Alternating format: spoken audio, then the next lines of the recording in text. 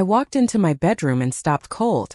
Max, my son's lumbering Labrador, was stretched across my bed like he owned it, his muddy paws on my quilt, his drool soaking into my pillow. That pillow still smelled like my late husband. I turned to my son, expecting an apology. Instead he chuckled. "He likes your scent, Mom. It calms him down." That was the moment I knew. I was no longer the woman who raised him. I was just an inconvenience in a house I paid for. And that dog? That dog was the new queen of the castle. Sometimes, late at night when the house is still, I close my eyes and try to remember the sound of his little feet running down the hallway. My son Jason used to wear these tiny blue socks with white stars on them.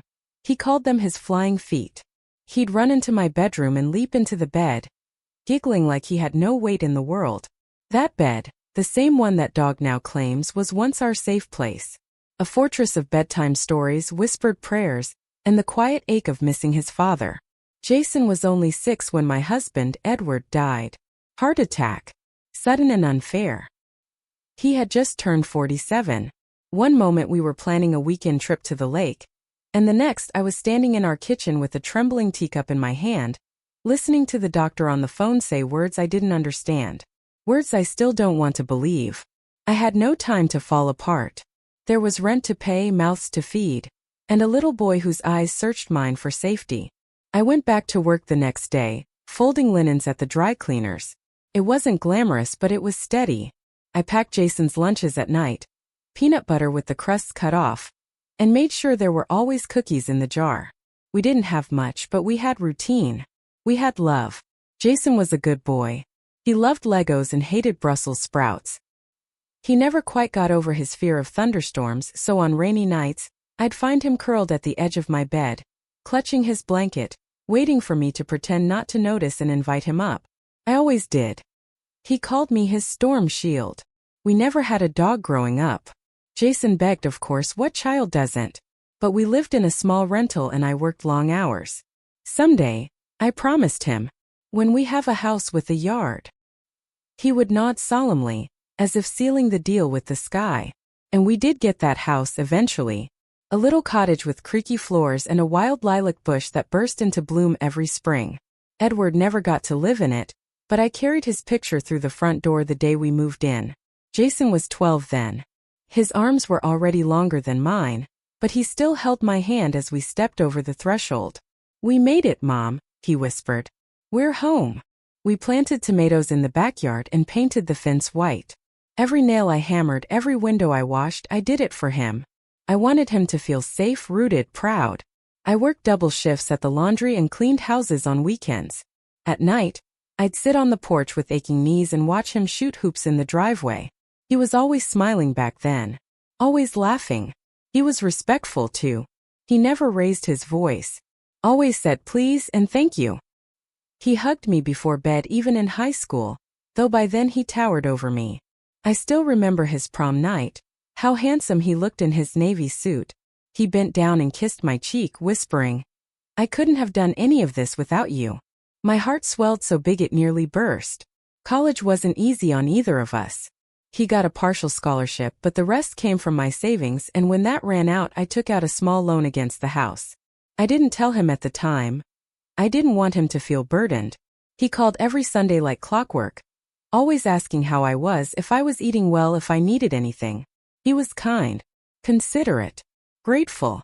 And then somewhere along the line something changed. The first time I met Max, the dog, was right after Jason's divorce. He came home with 2 duffel bags and a giant dog in tow. I remember opening the front door and being hit with the smell of wet fur and frustration. "Meet Max," he said. "He's all I got left." There was something in his voice I didn't recognize, bitterness maybe, defeat. First I welcomed Max. I even bought him a little bowl with his name on it. I knew Jason was hurting, and if this dog gave him comfort, who was I to complain? But I made it clear, the dog stays outside. My house has always been clean, orderly. Edward and I built this home with care. It wasn't meant to be a kennel. Jason agreed back then. Said he understood. He even joked that I ran a tighter ship than the Navy. But over time the little things started slipping. Max would sneak inside, curl up on the living room rug, knock over a lamp. Jason would just shrug. He's harmless, Mom. And then he started sleeping on the couch instead of in the guest room. Said the bed was too firm. I noticed him snapping at me more short, irritated responses where there used to be patience. The thank yous became fewer. The eye rolls became frequent. And Max? Max became a symbol of something I couldn't put into words yet.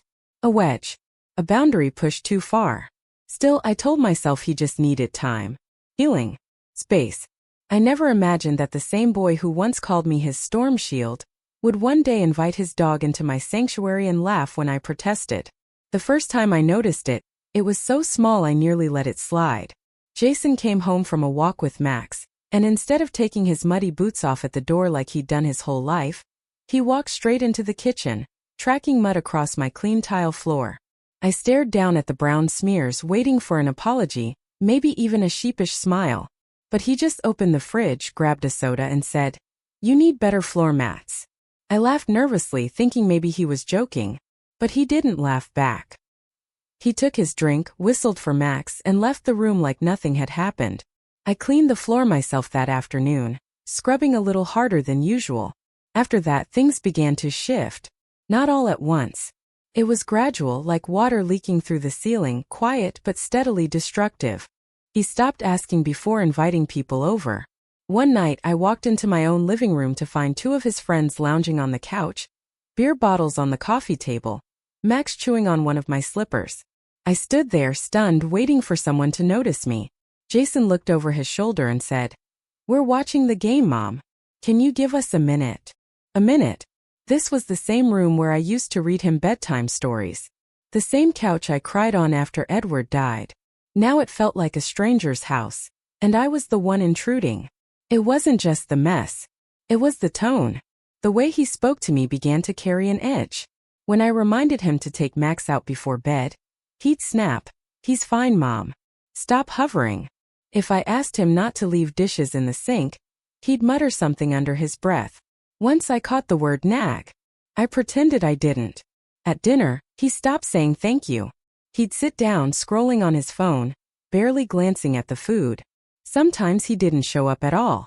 I'd find the plate cold and untouched by the time I cleaned up. And Max? Max had gone from occasional guest to permanent resident. He'd shed all over the furniture, knocked over picture frames with his tail, and once, I still don't like to think about it, he used the hallway rug as his bathroom. Jason didn't even apologize. Just rolled his eyes and said, "It's just a rug, Mom. Chill." I don't know when it happened exactly, but one morning I realized I was tiptoeing around my own house. I was avoiding my kitchen during certain hours, waiting until Jason left to do laundry, whispering into the phone so I wouldn't disturb his mental space. The worst part? I started doubting myself. I'd stand in the hallway, staring at a dirty dish or a scratch on the doorframe and think, maybe I'm overreacting. Maybe I'm being difficult. That's what Jason kept saying after all. "You're too sensitive.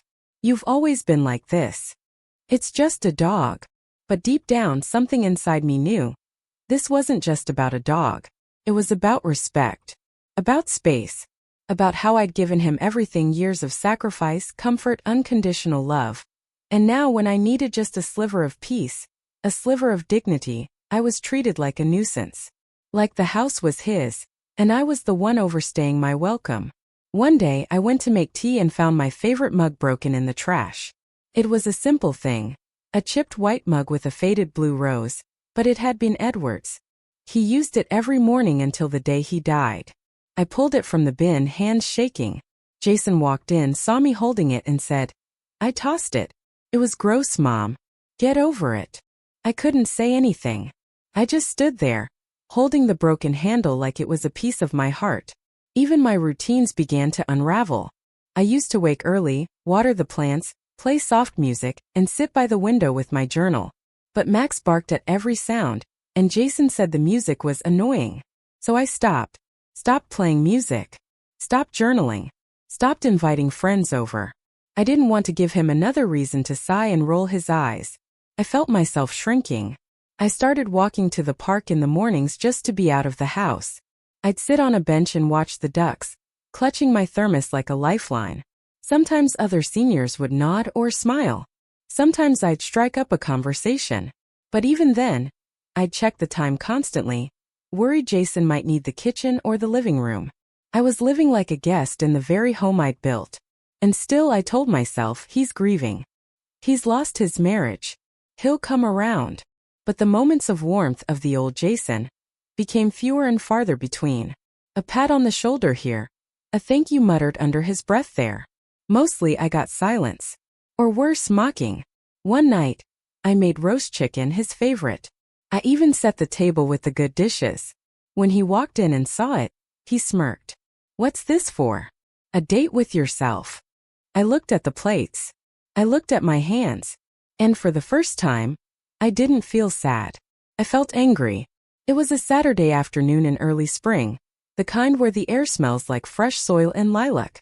I had just finished sweeping the front porch, the same porch Edward built plank by plank, when I heard laughter coming from inside, loud, carefree, the kind that used to fill our home in happier days. I smiled, thinking Jason must have invited someone over, maybe a friend from work or a neighbor. But when I stepped inside, my heart dropped. There, in the dining room, sat Jason, his new girlfriend, whom I hadn't even known existed, and 3 of her friends. Max was at her feet, licking her hand like he'd known her for years. My quilt, was draped over her shoulders like some casual throw. The table was covered with takeout boxes. They'd used my linen napkins and my vintage plates. Wine glasses I had saved from our 20th anniversary dinner were filled with red wine, sloshed carelessly. My home looked like someone else's party venue. I stood in the doorway for a moment, invisible. Oh, the girlfriend said when she finally noticed me. She looked maybe late 20s, stylish, polished, with an expensive laugh. You didn't say your mom was still here. Still here. Jason didn't even flinch. Yeah, she lives in the back for now, he said, as if I were a guest in the garage. I felt my chest tighten. Excuse me. Jason turned, finally making eye contact. Mom, we're just having a little lunch. Thought you'd be out with your plants or something. I couldn't speak. My throat was dry, words caught behind years of silence and sacrifice. His girlfriend chuckled and said, we were just talking about maybe turning this room into a shared workspace. It gets such nice light. This room? I asked, finally finding my voice. Jason shrugged. Well, eventually. When things are settled. You know, for future plans. Whose plans? I asked, stepping forward now, hearing the sharpness in my own voice for the first time in years. The room went quiet. Jason stood up, trying to laugh it off. Mom, don't make this a thing. We're just brainstorming. It's not like we're kicking you out. But I had heard it, felt it. In the way he said, still here. In the way she looked at me like an unexpected mess. In the way no one in the room stood to help me when I started collecting the glasses, the plates, my napkins. They watched me clean around them like I was the maid. I held the quilt in my arms as I turned to leave. Jason called after me. We'll clean up, Mom, geez. Stop being dramatic. But I knew he wouldn't. He never did anymore. I sat in my bedroom for a long time after that, clutching that quilt to my chest. Edward and I had picked out that fabric together. Blue cotton with tiny white roses. I sewed it by hand the winter after he passed. Every stitch had carried my grief. Every square held a prayer. And now it had been wrapped around a stranger like a bar towel. I cried until my head hurt. That evening I stayed in my room. I skipped dinner, locked the door, and let Max bark at the shadows outside. No one checked on me. No knock on the door. No apology. I heard laughter late into the night, followed by the sound of music and then silence. The next morning I went to church. Not because I felt holy, but because I needed space. Sanctuary. As I sat in the pew, the sermon barely registered. All I could think about was the look on Jason's face, how casual he was. How entitled. How he didn't even see me anymore. After the service, an old friend named Clara asked how I was. I almost said fine, the way I always do. But I paused. Then I said, lonely. She didn't pry. Just squeezed my hand. That small gesture meant more than any word Jason had said in weeks. When I got home, the house was empty. Plates were still on the table, crusted with food. A wine ring stained my wood. Max had gotten into the trash again. Shreds of my paper towels were scattered like confetti across the floor. I stood there and felt a deep, painful shift inside me. A cracking. A tearing. A realization that this was no longer about muddy boots or broken mugs. This was about power. Jason didn't see this home as mine anymore. He saw it as his future. His asset. His blank canvas to paint over with his own dreams. Never mind the years I spent carving a life into every wall, every shelf, every floorboard. That night I didn't speak to him. Didn't cook. Didn't remind him to let Max out. I just sat in the quiet, staring at the old photo of Edward on my dresser. I don't know what to do anymore, I whispered. And in the stillness I remembered Edward's voice. Not the sound but the weight of it. The way he'd say, "Stand tall, Marjorie," even when you're tired. Especially then. So the next morning I got up early. I made a list. Not of chores. Not of groceries. But of what I still owned. The deed to the house. The savings account. My name on every utility bill. My will. It wasn't much. But it was mine. And that realization was the beginning of everything. It was the middle of the night when I first heard him talking. At first I thought Jason was dreaming. His voice was low, slightly agitated, echoing faintly through the thin walls. I got up to use the bathroom quietly out of habit, and then paused outside his door. He wasn't sleeping. He was on the phone. No, I know. I know it's still in her name, but I'm working on it. She's old. Trust me, it won't be a problem. I stopped breathing. There was a long pause, then a chuckle. Yeah, the backyard's perfect. We can fence it, maybe add a hot tub. Turn the guest room into a lounge. Airbnb goldmine. I turned and walked back to my room, heart pounding. I sat on the edge of the bed for what felt like hours, the same bed his dog had claimed, the same bed he saw as disposable. My ears rang. My hands shook. So it was true. It wasn't about grief. It wasn't about needing space or time to heal from his divorce. It was about the house. About my home, my sanctuary, my history, becoming his business venture. I didn't sleep that night. The next morning I didn't say a word. I made my tea. I opened the kitchen window. I watched the birds flutter in the feeder Edward had built for me the first spring we moved in. My husband had carved our initials into the wood. E+M in crooked little letters. Jason once thought it was the most romantic thing in the world. He used to ask if he could add his name too, so we'd be a forever family. I always said, "You're already carved in our hearts."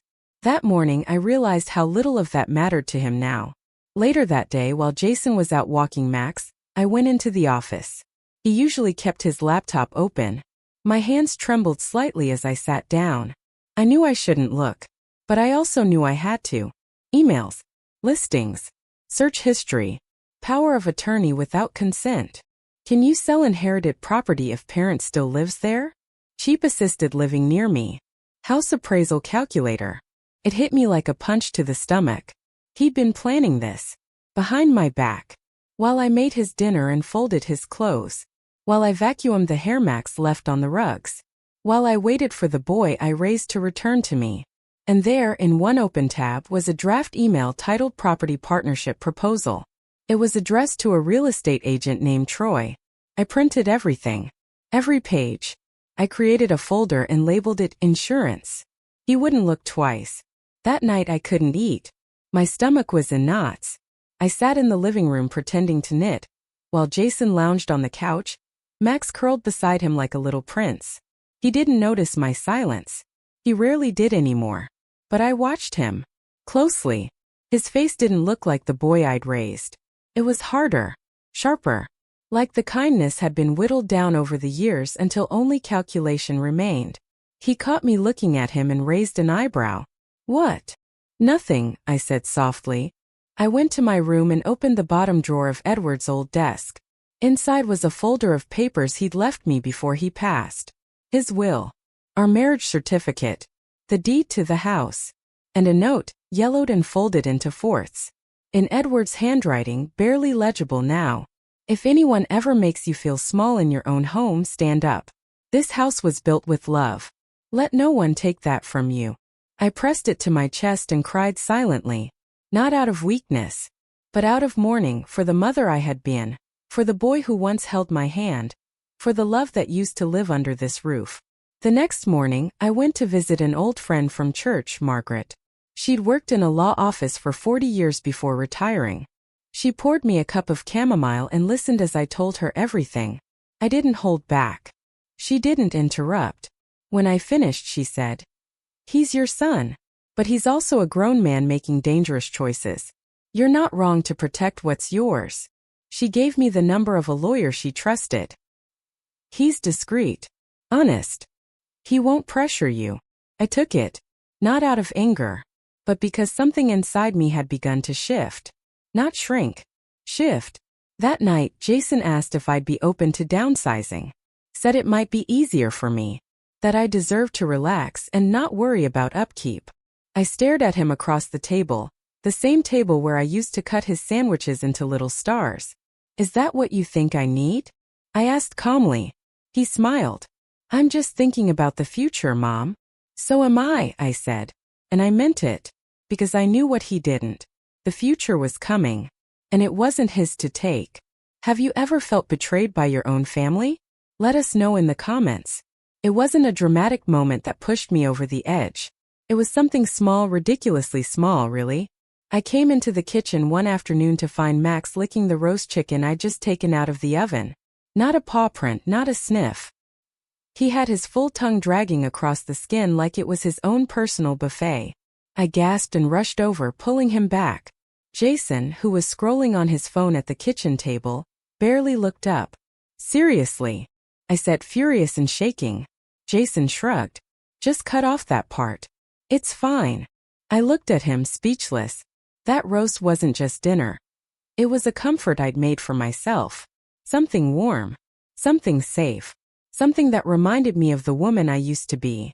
And he'd let that dog ruin it without a care. "I told you," I said slowly. "Max is not allowed on the counters. Or in the kitchen when I cook."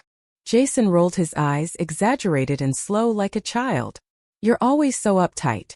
You act like you're running a museum, not a home." "No," I said, my voice rising without my permission. "I act like this is my home. Because it is." That caught his attention. He put down his phone, his face shifting into something colder. "You really want to go there, Mom?" "Yes," I said louder now. "Let's go there." He stood up slowly. "You think just because you paid the mortgage you get to treat me like a tenant?" "I don't treat you like a tenant, Jason. I treat you like a son. A son who's forgotten what respect looks like." He laughed, but there was no joy in it. "Respect? You're the one spying on me, reading my emails, going through my stuff." My mouth dropped open. "You left everything open on your laptop." "I didn't snoop. I saw what you were planning." He didn't deny it. He didn't even flinch. Instead, he leaned against the counter, folded his arms and said, "Look, Mom, we both know this house is too big for you. You barely use half the rooms. You're getting older and I think it's time we make smarter decisions." Smarter. That word echoed in my mind like a slap. "You mean you make smarter decisions? For me? Without asking? Without discussing?" "I was trying to help," he said, but there was no softness in his voice. Only control. "No," I said firmly. "You were trying to take." There was a long silence between us. Max barked once as if trying to fill the space. Jason broke the stare first, muttering, "God, you're impossible." He left the kitchen, the screen door slamming behind him. I stood there for several minutes, staring at the half-ruined roast, feeling a kind of stillness I hadn't felt in weeks. And then something inside me hardened. That night I called the lawyer Margaret had recommended. His name was Alan. He spoke softly, with a kind of patience that only comes from listening to 1,000 stories like mine. I told him everything. Jason's sudden entitlement, the secret plans, the emotional manipulation, the way he'd made me feel like a squatter in my own life.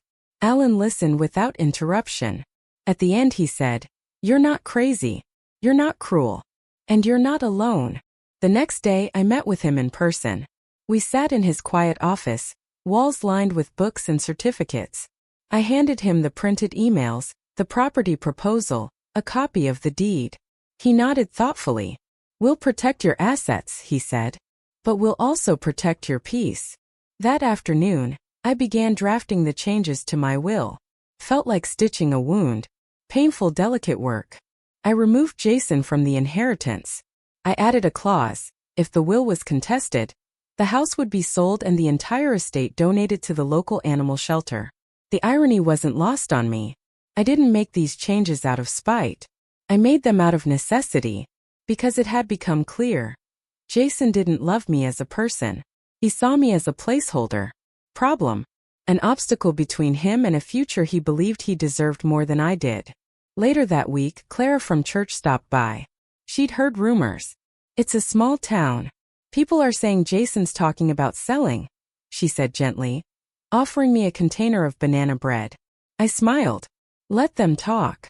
I have my own plans. She sat with me for an hour. We didn't speak much. Just drank tea and watched the breeze through the curtains. But I appreciated her presence more than I could say. That evening, Jason came home later than usual. His eyes were red and he smelled like whiskey. He dropped his keys on the counter and said, "You think you're so clever?" I didn't respond. Just looked at him evenly. "You really going to cut me out of everything?" he asked, voice thick. I tilted my head. "Would you have asked me that if I hadn't found out what you were planning?" He didn't answer. We stood there for a long time just breathing in the silence. And then I said, "I may be old, Jason, but I'm not a fool. And I'm not afraid of starting over without you." He laughed bitterly. "You choose that over your own son?" "No," I said softly. "I'm choosing myself. For the first time in a long time." He didn't speak again. Just shook his head and walked to his room. But I knew something had changed that night. Not in him. In me. I never imagined the day would come when I'd sit in a lawyer's office and ask to remove my son's name from my will. Even saying it aloud made my throat tighten.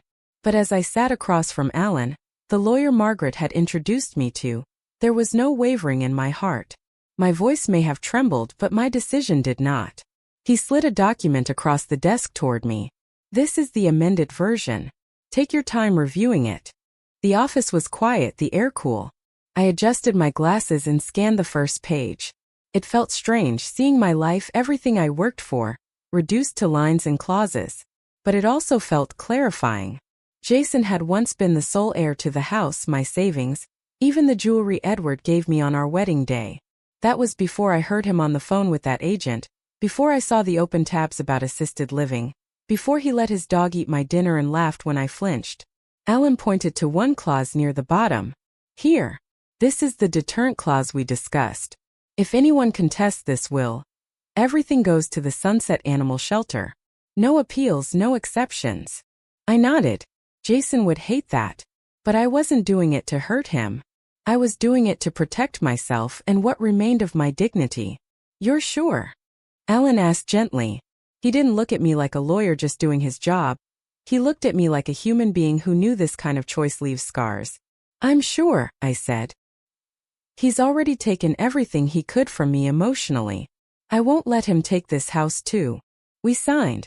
Initialed. Stamped. By the time we were done, the sun had shifted in the sky, casting golden lines across the office floor. I walked out with the new will in my bag, and the old one shredded behind me. Each step back to my car felt like shedding another layer of fear. I didn't cry. Not then. But when I got home, I stood in the kitchen, our kitchen, the one Edward painted that warm almond color I loved, and I pulled open the drawer where we used to keep our recipes. Inside was a photo of Jason at age 7, holding up a finger-painted card that read, "Best mom ever." I sat down with that photo and wept. Not for the boy I had now, but for the boy I used to have. The one who once taped macaroni to paper and called it a masterpiece. The one who fell asleep on my shoulder after every dentist appointment. The one who cried when he lost his favorite marble and thought the world was ending. I missed him. But I no longer recognized the man wearing his face. Over the next few days, I began taking quiet steps toward securing my life. I made copies of important documents. I moved valuables to a lockbox at the bank. I even changed the locks on the shed. Jason hadn't tried going through it yet, but I didn't trust that he wouldn't. I also started noticing things more clearly, things I had once brushed off as stress or carelessness. He was spending money he didn't have. New gadgets, new clothes, fast food bags left in the trash with expensive receipts. I found an unopened bill addressed to me on the kitchen table. It had been taken from the mailbox and left there like junk mail. He'd stopped asking me for money outright. Now he just borrowed things, my car without asking, my checkbook once. I found it in his room. And even my pills. I had counted them. Twice. I wasn't crazy. One morning I overheard him arguing on the phone again. Not with the agent this time, but with someone about debt. Credit cards. Something he clearly didn't want me to know about. That only strengthened my resolve. He wasn't just disrespectful. He was dangerous to my peace, my finances, my future. Still, there was guilt. I talked to Edward again that night. Out loud. I sat by the window, the one that looks out over the garden we planted together, and I whispered, "I'm sorry. I know you loved him. I did too. I still do. But I can't let him wreck what we built." The wind moved through the trees gently, and I imagined Edward would have agreed. The next day I called my granddaughter Ava. She's 19 away at college, but we've always had a quiet bond. I didn't tell her everything, just that I'd been thinking about the future, and that she should know. The house would no longer be going to her father. There was silence on the other end, then a long sigh. "I figured something was going on," she said softly. "He's been not great. I'm sorry, Grandma. I wish I could say I was surprised." I told her I'd included her in the new will. Nothing grand. A small savings account, Edward's coin collection, my engagement ring. Her voice cracked when she said thank you. "I don't want anything but your time," she added. "But I'll keep it safe." After we hung up, I realized something I hadn't felt in weeks, maybe months. Relief. Real, tangible, heart-unclenching relief. This house may have grown quiet, even cold, but it was still mine. And as long as I had the strength to protect it, no one, not even my own son, was going to take that from me. It happened on a Thursday. A bitter, gray morning with a wind that rattled the windows like a warning. I was in the living room dusting the shelves when I heard the front door open. No knock, no call of "Mom, I'm home." Just Jason's heavy footsteps and Max's claws clicking behind him. I turned to greet him, but before I could speak he walked past me. A clipboard in hand and two strangers trailing behind him. "This is the main area," he was saying, gesturing around like a realtor. "We'd probably do some staging, open up the curtains, maybe repaint." The two people, early 30s, professional looking, nodded, taking notes. I froze. "Jason, what's going on?" He didn't look at me. Just kept walking toward the dining room, pointing out features like a salesman. Original wood floors, still in good condition. The kitchen could use some updates, but the bones are solid. One of the strangers smiled politely at me. "You must be the homeowner?" I nodded slowly, still stunned. Yes, I am." Jason finally turned around, sighing as if I was the interruption. "Mom, I told you we had an appointment. These are potential investors. We're just getting a feel for the place." "You made an appointment?" I asked, my voice rising. "Without telling me?" "It's just a walkthrough," he said, brushing me off. "Nothing's final." I looked at the strangers. "The house is not for sale. Please leave." The woman's eyes widened, and she exchanged a glance with her partner. Jason stepped forward. "Mom, don't. This is what we talked about." "No," I snapped, my voice firm now, louder than it had been in months. "You talked. I never agreed to anything." He ran a hand through his hair. "Jesus, Mom. Why are you making this so hard? You can't live here forever. You're alone. This place could make us both money."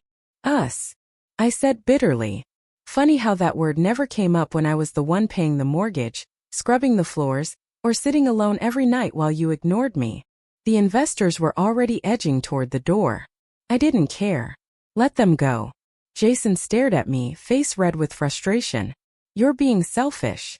That word nearly broke me. Selfish. After everything, after the sleepless nights, the double shifts, the years of giving up everything so he could have everything, he had the nerve to call me selfish. I stepped closer. "You brought strangers into my home. You made plans to sell the house I built with your father. And you didn't think you owed me so much as a phone call?" Jason clenched his jaw. I was trying to help. "You're not thinking clearly." I felt something shift in my chest. A wall going up. "No," I said. "You're not thinking clearly. This is my house. You don't live here. You don't own it.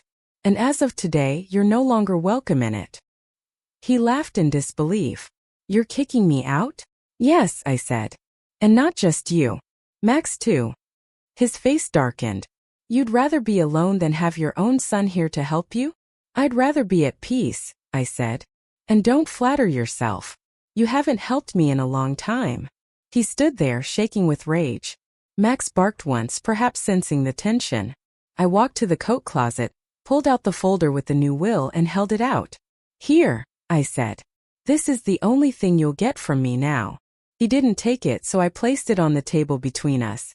Read it. Or don't. But understand this. If you contest it, everything goes to the animal shelter. Even the house. His eyes narrowed. You're bluffing. Try me. The silence that followed was heavy. Even Max stopped pacing.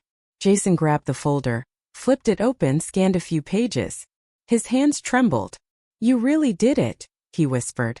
You really cut me out. I did, I said. Because you've made it clear you don't see me as a mother anymore. Just a barrier. An inconvenience. He said nothing. I walked to the front door and opened it wide. Take your things. Take your dog. And don't come back.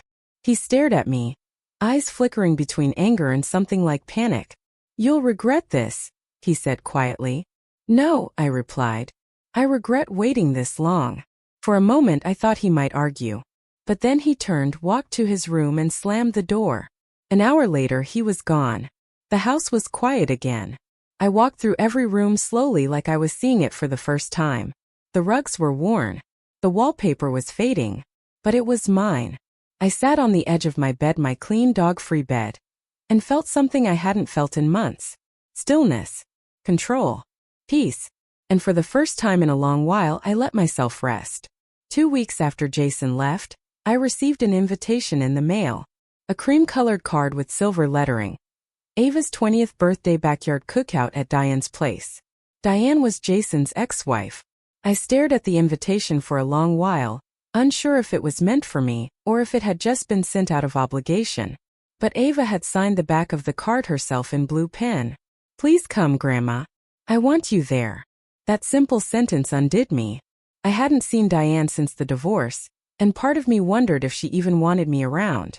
But I knew Ava did, and that was enough. I bought a new blouse for the occasion. A soft lavender with tiny buttons. Edward always liked that color on me. Said it made my eyes look calm. The cookout was already in full swing when I arrived. Laughter and music floated through the air, and the scent of grilled corn and burgers hit me like a memory. I clutched the small gift bag I'd brought. Handwritten letters I'd saved from Ava over the years, now tucked into a leather journal. I hadn't even made it past the fence when I saw Jason. He was standing by the grill holding a beer, his arm around a woman I didn't recognize. Max sat by his feet like a sentry.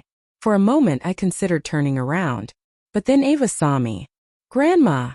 She cried, running across the yard with a plate in one hand and her long hair bouncing in the wind.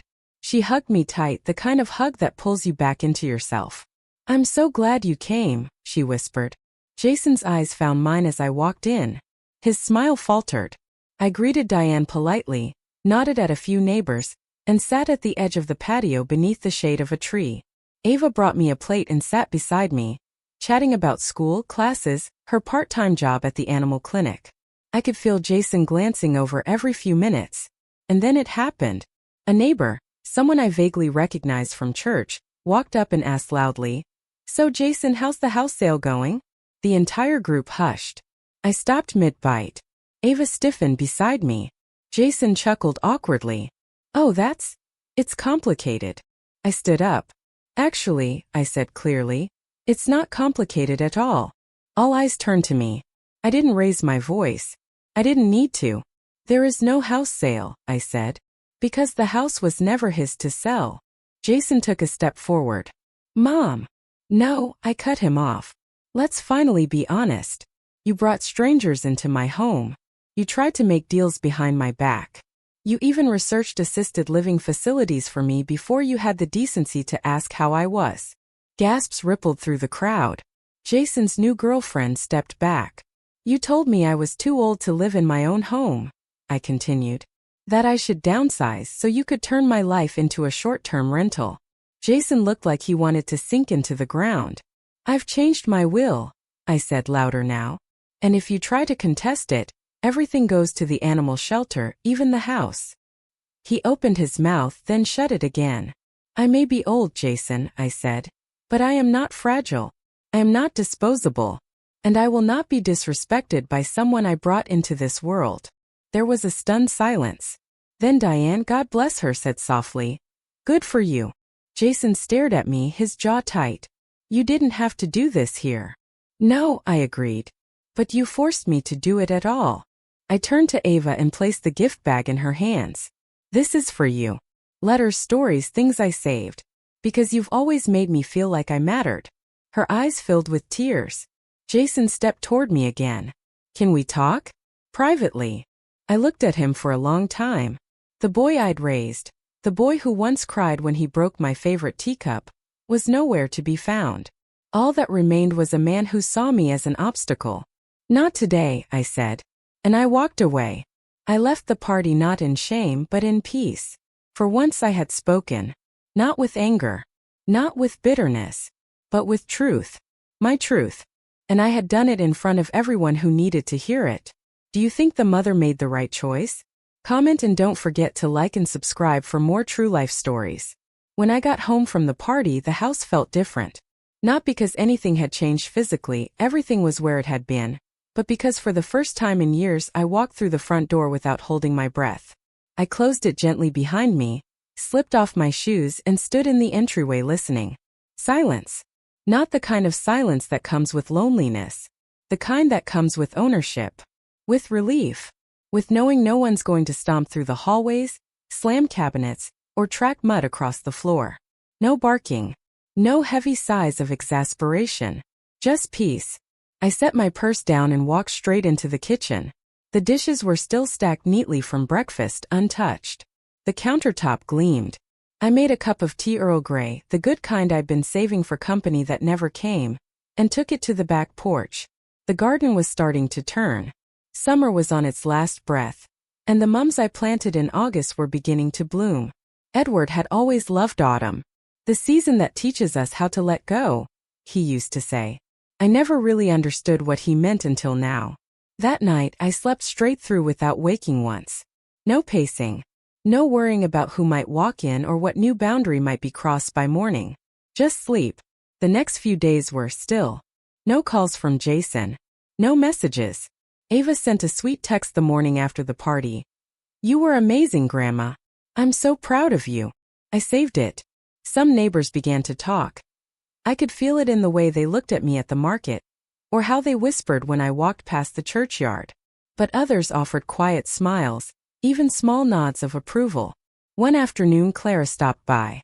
She brought soup and cinnamon rolls and we sat on the porch like we were back in our 30s. You shook the whole town, she said, chuckling. It's all anyone's talking about. Let them talk, I said, sipping my tea. She looked at me thoughtfully. You okay? I thought about lying. I really did. But instead I said, I'm getting there. We sat in comfortable silence for a while. Then Clara leaned over and patted my hand. You did the right thing. I wanted to believe that. Some nights when I curled up in bed alone I questioned it. Was I too harsh? Had I gone too far? But every time I remembered the sound of strangers walking through my home while Jason spoke about me in the past tense, the doubt faded. I'd spent too many years shrinking myself to keep the peace. And peace, it turns out, isn't something you get by being small. One morning I pulled out an old photo album. The leather was cracked. The pages smelled faintly of cedar. I flipped through the years, wedding pictures, Jason's first birthday, beach trips, Christmas mornings. So many smiles. So much life. And then gaps. Empty spaces in the album where memories should have gone but didn't. I closed the book gently and set it aside. It was time to start filling the spaces again, but not with what was lost, with what could still be made. That same afternoon, I got a knock on the door. It startled me. I hadn't had an unannounced visitor in weeks. When I opened it, a young woman stood on the porch holding a cardboard box. She wore a shirt that read Sunset Animal Shelter and smiled warmly. Mrs. Anders? She asked. I'm Emily. You donated last year. Your name's on our supporter list. We're doing a neighborhood outreach for our senior pet foster program. Would you be interested in? Before she could finish, I smiled. Would you like to come in? We sat at the table while she explained everything. The shelter had a surplus of elderly dogs and cats, animals unlikely to be adopted, but too sweet to put down. They were looking for foster homes, especially quiet ones where the animals could spend their final months in comfort. You wouldn't have to do much, she explained. Just provide food, a soft place to sleep and some love. We take care of the medical expenses. A strange warmth bloomed in my chest. Soft love. Quiet care. Nothing expected in return. I'd like that, I said. 2 days later they brought me a dog named Henry. A beagle mix with cloudy eyes, stiff legs, and a tail that wagged at the slightest kindness. He didn't jump on beds. He didn't bark at shadows. He followed me from room to room like he was afraid to be forgotten. I sat on the couch that evening with Henry curled up beside me, his little body warm against my hip. I stroked his ears gently and whispered, "You're safe here." And for once I wasn't just saying it for someone else. I was saying it for me. It's strange how healing doesn't come all at once.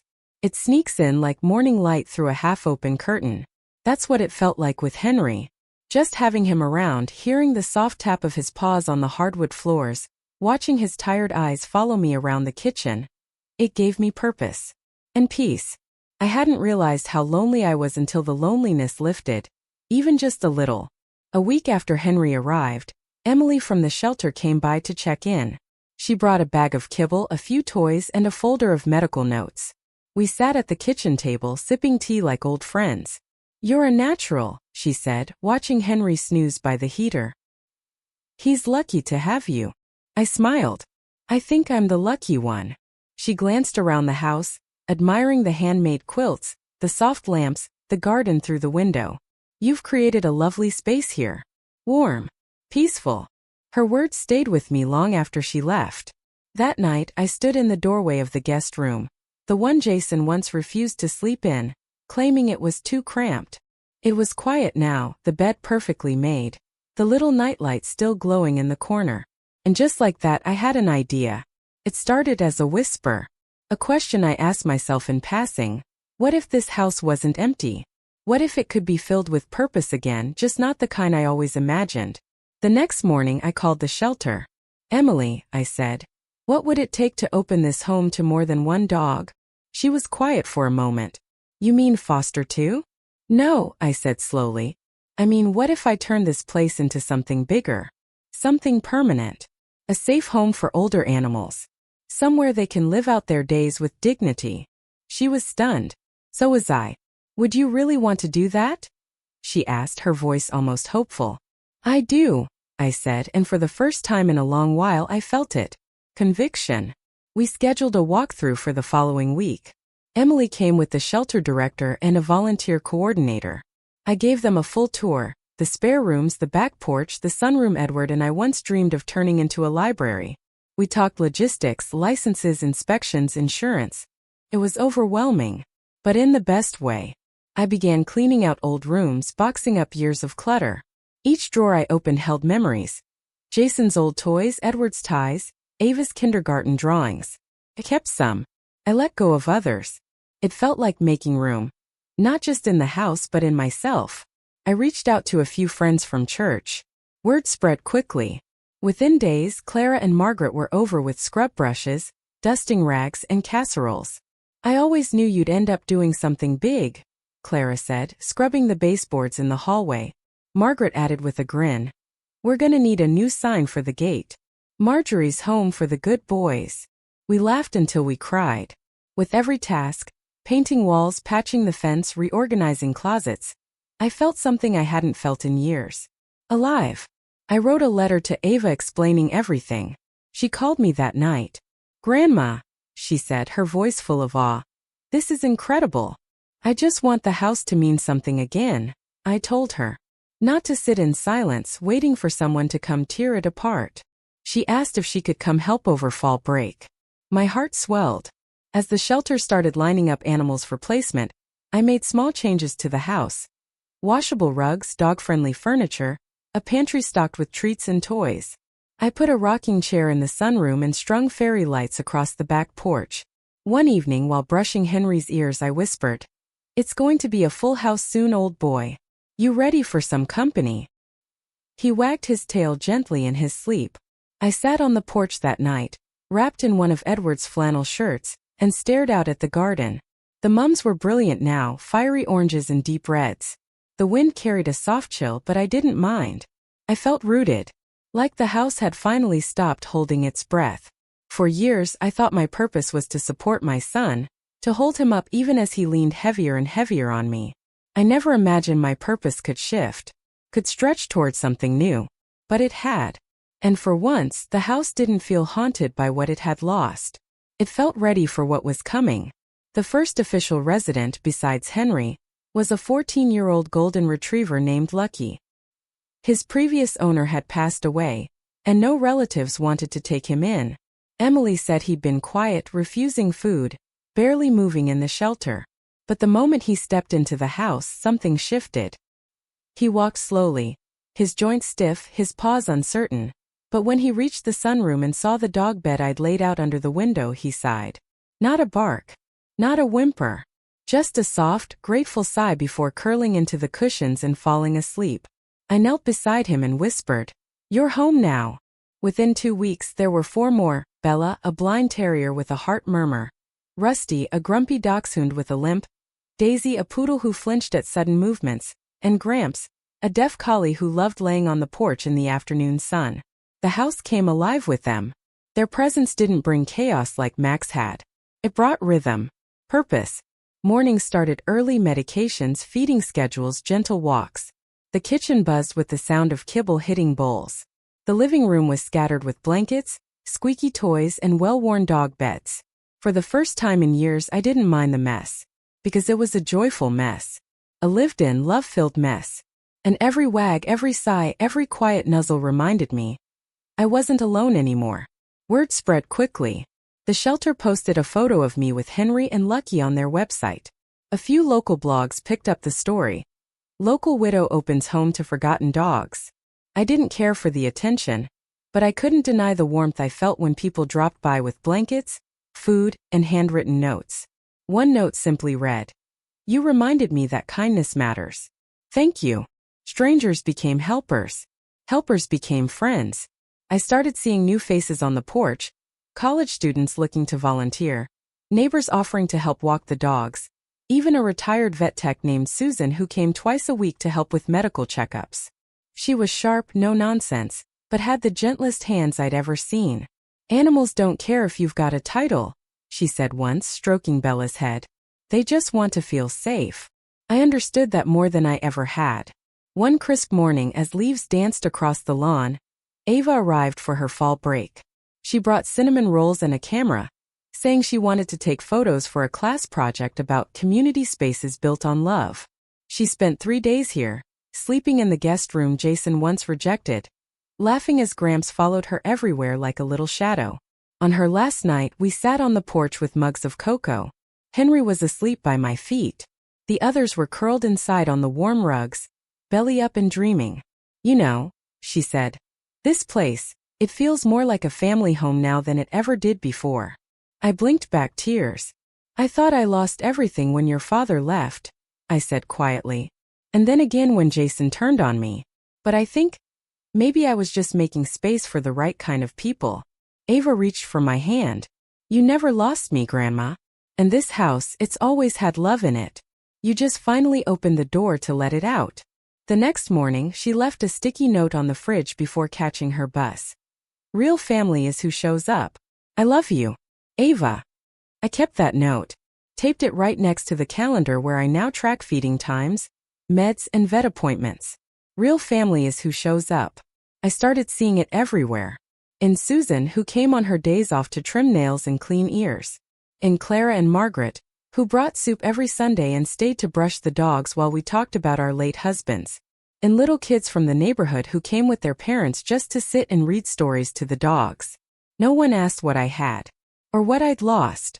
They just came, and they stayed. One afternoon, as I was brushing Rusty on the porch, I looked out at the fence line and saw Jason's car parked down the street. He didn't get out, just sat there, engine running, watching. I didn't move. Eventually, he drove off. And I didn't feel sad. I didn't feel angry. I felt resolved. I had mourned the son I raised, the boy who once hugged me tight after nightmares and promised never to leave. But I couldn't mourn the man who had tried to sell my life behind my back. He wasn't the same. And I was done holding on to someone who no longer existed. The house, though, it was fuller than ever. Not with noise or arguments, but with soft paws, warm glances, and moments of stillness that felt like prayer. Every room had life in it now. Every hallway echoed with a different kind of joy. The kind that doesn't demand anything in return. The kind that simply is. Chosen family, they call it. People, and yes, even pets, who show up for you not out of duty or blood but out of love. This home, my home, had finally become what I'd always dreamed it could be. Not a battleground, but a sanctuary. It was just after Thanksgiving when he came. The house still smelled faintly of cinnamon and rosemary from the meal I'd made for the volunteers. Ava had come home for a few days, and we'd hosted a quiet dinner with Clara, Margaret, Susan, and a few of the students who helped walk the dogs. There were no big speeches, no dramatic toasts, just laughter, shared stories, and gentle companionship. That morning I had just finished brushing Daisy when I heard the knock. It wasn't loud. Just 2 soft taps, hesitant. I wiped my hands on my apron and opened the door. Jason stood on the porch. Alone. No Max, no sunglasses, no smirk. Just my son, older than I remembered, his face drawn, shoulders slumped. He held nothing in his hands. No apology wrapped in flowers. No pretense. Just himself. "Hi, Mom," he said. For a moment we just looked at each other. I could see it, the regret, the pride wrestling with shame. The unspoken sentence hovering in the cold November air. "Can I come in?" I stepped aside. Not out of warmth, not out of reconciliation. Out of choice. "You can sit in the sunroom," I said. "The dogs are napping." He nodded and walked in like a stranger in a museum, his eyes scanning the rooms like he didn't quite recognize them. Maybe he didn't. Maybe the home I'd made since he left was too different from the one he tried to claim. He sat gingerly on the rocking chair by the window, the same one I used to sit in after Edward died, the one Ava and I repainted that soft robin's egg blue last spring. I stood near the door waiting. "I didn't come to fight," he said after a while, "or to ask for anything." I nodded. He trailed off, eyes fixed on the garden beyond the glass. "I drove past a few times, just to see if you were okay." "I am," I said simply. He flinched just slightly but kept talking. "I didn't realize how far I'd gone until I heard you speak at Ava's party. And when I did, I felt like a kid again, getting scolded for something I knew I shouldn't have done." "You weren't a kid," I said. "You were a grown man. And you made choices." He nodded. "I know. And I live with them every day." I stayed silent. Not cruel. Just honest. He looked down at his hands. "I lost the job. The new girlfriend, too. The plans I had, they all fell apart. And the house. I kept thinking I'd find another way to get it. Convince you. Wear you down." I raised an eyebrow. That was never going to happen. I know that now. For the first time he looked directly at me. His eyes weren't angry anymore. They were tired. "I'm not here to win you back. I'm not even sure I deserve to sit here. But I needed you to know I see it now. What I did. What I became." I walked over to the table and poured myself a cup of tea. I didn't offer him one. Not out of spite. But because this wasn't a visit for comfort. It was a visit for truth. "I raised you better than that," I said. "I know. You made me feel like a ghost in my own home. You made me feel like I was in the way." "I know," he repeated, his voice cracking. "I don't hate you," I said, finally turning to face him. "But I also don't owe you anything anymore." He nodded slowly. "I don't expect anything. I just wanted to say I'm sorry. For all of it." We sat in silence after that. Not warm silence, not painful either. Just stillness. A few minutes later he stood. "I'll go," he said. "I won't come again." I just needed to say it. He walked to the door, then turned back one last time. "The place looks beautiful," he said. "You made it into something really special." I gave a soft nod. He opened the door. "Jason." He paused. "I hope someday you build something that no one can take from you. Not with words. Not with guilt. Something you build because it's right." He swallowed. Thanks, Mom. And then he left. I didn't cry. I didn't collapse into a chair or relive every word. I simply walked into the living room and sat beside Henry, who lifted his head and rested it gently on my knee. Outside, the wind picked up, rustling the last of the autumn leaves from the trees. The garden stood bare but waiting. Ready for winter, ready for whatever would come next. I was ready too. Have you ever had to choose peace over family? Tell us in the comments. The sign went up on a Saturday morning, hand-painted by Ava and one of the local art students who'd become a regular around here. It was simple white wood, navy blue lettering, gently curved script. Marjorie's Haven. A home for the old and overlooked. She asked me if I wanted to add a subtitle, something like a sanctuary for senior pets. But I said no. The name said enough. Because that's what this house had become. Not just for the dogs but for me too. A haven. The opening day wasn't some grand, ribbon-cutting event. It was more like a community brunch.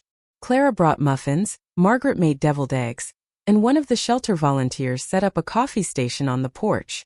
We had folding chairs in the yard, a few handmade signs, and a trail of paw prints painted across the walkway leading to the front door. People came more than I expected. Not just from the shelter but from the town. Folks I hadn't seen in years. Church members. Neighbors. Even Ava's professor stopped by, camera in hand, asking if he could document the project for a feature on elder-led community initiatives. I said yes, as long as no one expected me to be influencer material. There was laughter on the porch, kids running around the garden, and old dogs laying lazily in patches of sun, soaking in the attention. Lucky found his spot under the oak tree. Rusty barked at the bubbles a child was blowing. Bella curled up in Ava's lap and didn't move for an hour. And me? I stood in the doorway for a while watching it all. I saw the walls Edward had painted. The rose bush I planted the year Jason was born. The wind chimes that used to lull me to sleep. All still here. All still mine. But now they belong to more than just memory. They belong to the living. That night, after the last car pulled away and the last paper cup was tossed, I sat in the sunroom with a cup of tea and Henry snoring softly at my feet. The porch light flickered briefly, casting long shadows across the floor. I thought about Jason. Not with anger. Not even with sadness. Just reflection. I wondered if he'd heard about the opening. If he'd seen the sign. If he'd driven by like he used to. But I didn't dwell. Because I knew something now. Some family we're born with, some we choose, and some we build out of the broken pieces. And this home? It was built on love twice. Once by Edward and me. And again through fire, betrayal, and forgiveness by me alone. I picked up my journal and flipped to the first blank page. Dear Edward, I wrote, the house is full again. Not with noise or want, but with warmth. You'd love it. You always did say we should fill it with laughter. We just didn't know it would come from paws and wet noses. I miss you. But I think I've done right by what we built. I closed the journal, set it aside, and looked around the room. This was not the life I imagined at 73. I never thought I'd be the kind of woman who built something new after losing nearly everything. But here I was. The quilts were worn, the floors creaked a little louder, and my hands didn't move as quickly as they used to. But they still worked. And with them I had stitched something real. A home. A refuge. A second chance. As I turned off the light and walked toward my bedroom, I passed by the wall where Edward's photo still hung. I touched the frame gently the way I always do. It's safe, I whispered. And it's ours. And with that I closed the door behind me. But the house? It stayed open. Full of light. Full of heart. Full of life. Would you like me to compile this into a full document for download or editing?